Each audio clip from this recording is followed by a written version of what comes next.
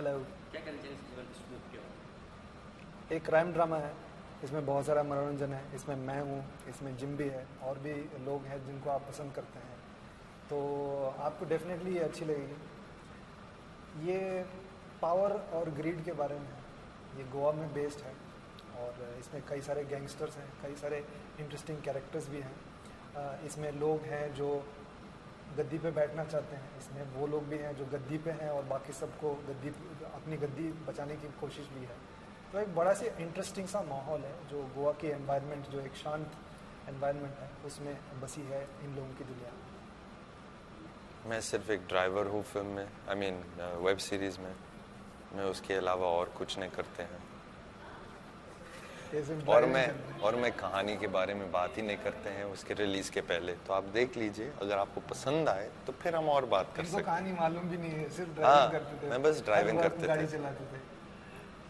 आप जो भी स्टोरी चूज करते हैं, आप दोनों की बात कर रहे हैं, स्टोरी में कुछ ना कुछ तो दम होता है, हम ये बोल सकते हैं।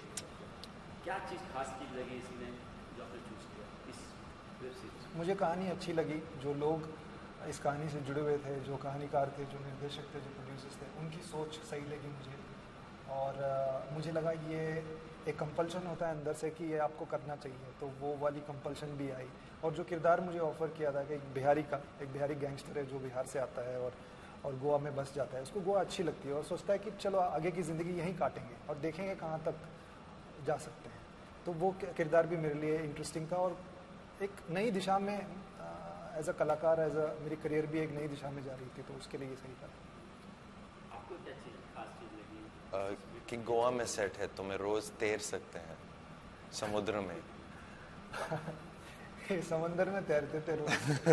इनको बड़ा अच्छा लगता है। तो अच्छा, बैंगलोर से हैं। मैं सीरियस आंसर दूंगा, उठ पटांग आंसर जो है ये सज्जन देंगे आपको। आप बैंगलोर से हैं जी। तो बिहारी कैरेक्टर कितना डिफिकल्ट लगा? डिफिकल्ट तो नहीं था, देखिए तैयारी पे डिपेंड करता है।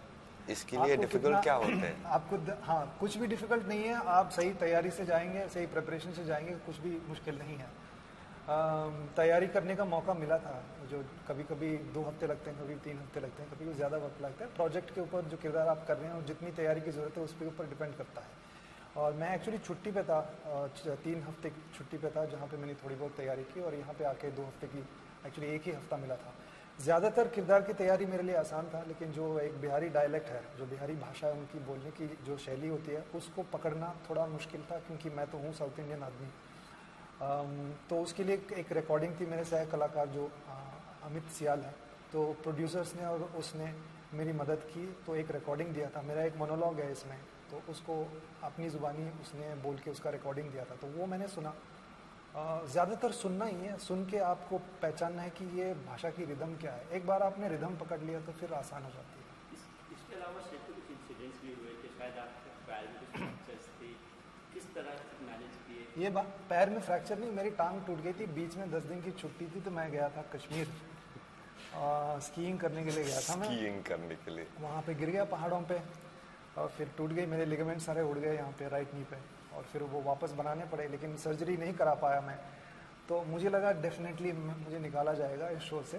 हीरोज़ बोलेगा बेटे ये बहुत अनप्रोफेशनल चीज़ है, और था भी मेरे हिसाब से। मुझे बुरा इस बात का था कि मैंने अनप्रोफेशनल एक कुछ चीज़ होने दिया मेरे साथ। चोट लगने से ज़्यादा बुरा नहीं लगा था मुझे, बट लेकिन उन्होंने मेरा साथ दिया और मुझे समय दिया, और फिर पैचअप करके ब्रेस पहन के सारा, और लगभग मैंने 70% पूरा एक ब्रेस, कपड़ों के नीचे एक ब्रेस था जो नी को ऐसे पकड़ के रखता था, नहीं तो वो निकल जाता था बाहर, तो वो पहन के किया। तो और क्या था, और बहुत सारे चीज़ मज़े तो बहुत किए। गोवा तो एक एटमॉस्फेयर ही ऐसा है कि आपको बहुत शांतता मिलती है वहाँ पे। आप पार्टी करना चाहेंगे तो आप पार्टी भी कर सकते हैं, आप कुछ नहीं सिर्फ अकेले बैठना चाहेंगे तो उसके लिए भी बहुत बढ़िया जगह है। कल्कि को डेंगू लगा, कल्कि को डेंगू हुआ था, तो उसको ले जाना था, मैं अस्पताल ले जा रहा था उसको ड्रिप चलाने के लिए। ये भाई साहब तो बिजी थे। तो ये इनकी पद्मावत शूट भी चल रही थी, तो ये तो ज़्यादातर सोते थे या शूट करते थे, और या तो प्लेन पे बैठ के ट्रैवल करते थे, नहीं तो तैरते थे। अधनंगे घूमते थे सब जगह यहाँ पे।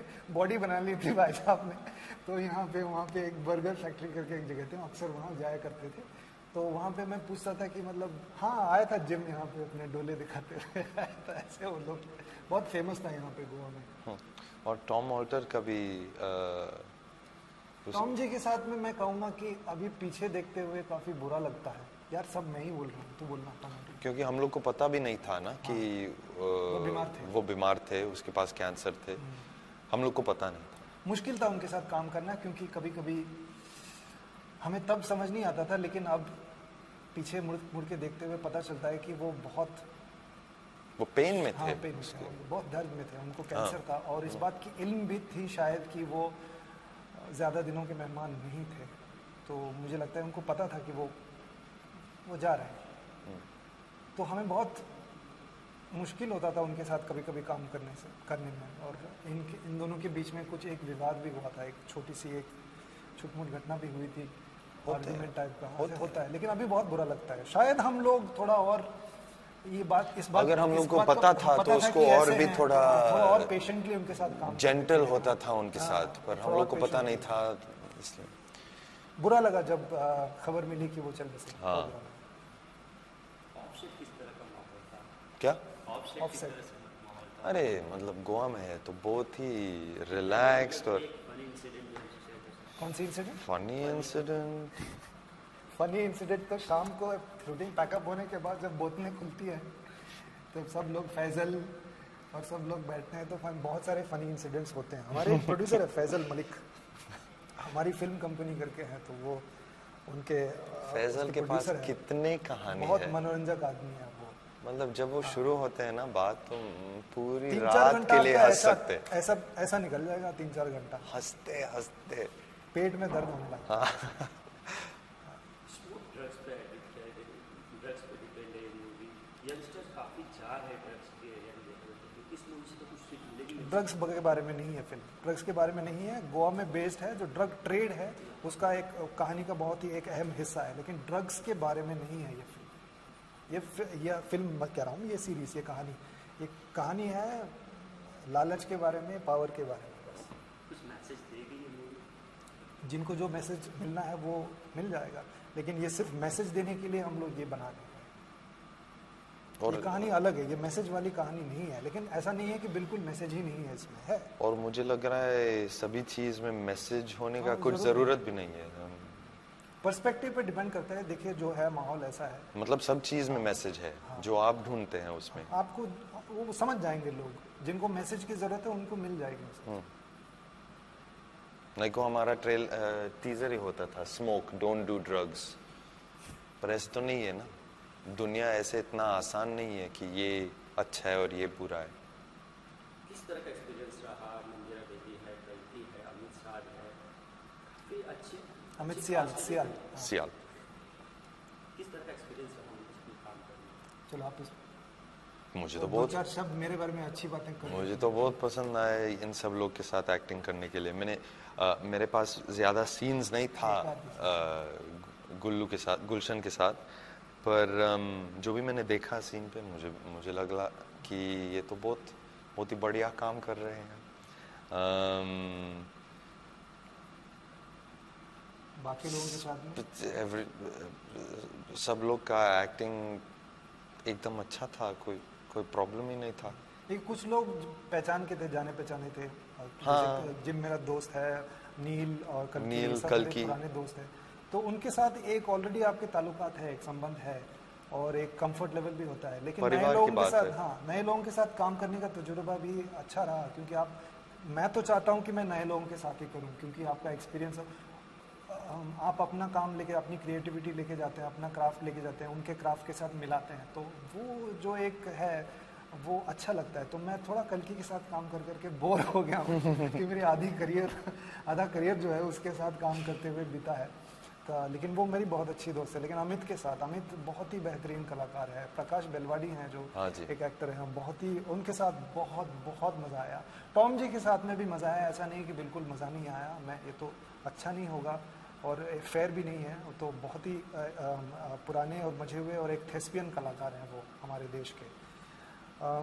और मंदिरा के साथ भी बहुत अच्छा रहा तजुर्बा। एक बहुत ही अच्छा क्या कहते हैं जो एंसेंबल है, आई थिंक बहुत ही स्ट्रॉन्ग एंसेंबल है स्मोक की। डिजिटल प्लेटफॉर्म में क्या क्या मानना है आपका, क्या कहना चाहेंगे यंगस्टर्स को कितना बेस्ट प्लेटफॉर्म मानते हैं आप?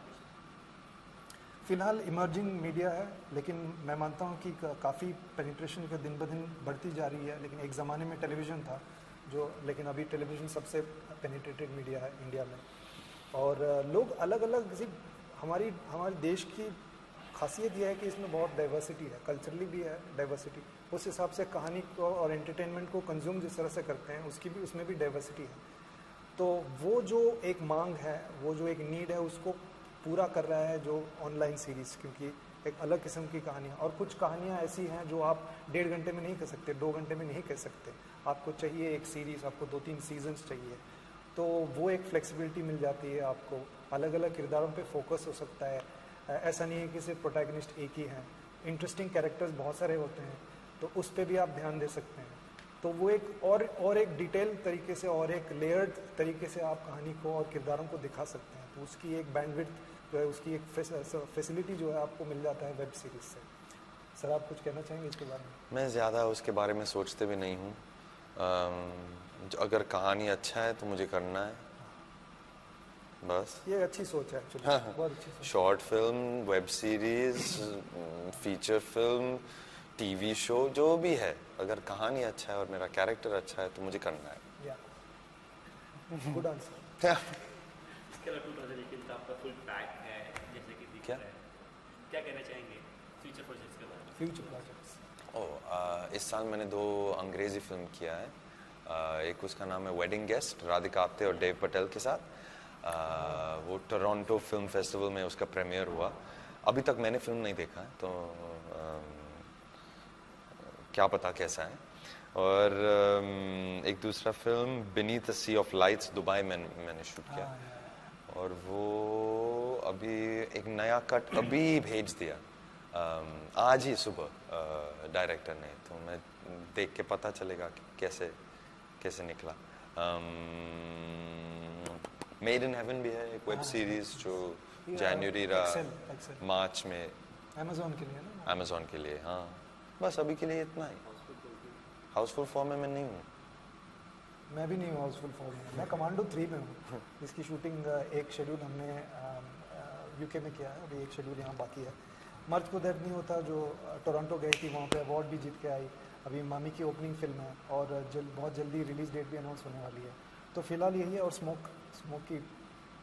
का प्रचार कर रहे हैं हम ये भी काम है। फाइनली संदीप कैंपेन चल रहा है, कितना सपोर्ट करते हैं आप? मेरा पूरा समर्थन है।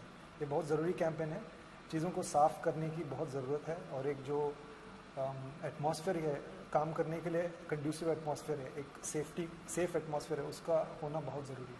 मेरा पूरा समर्थन है। सेम।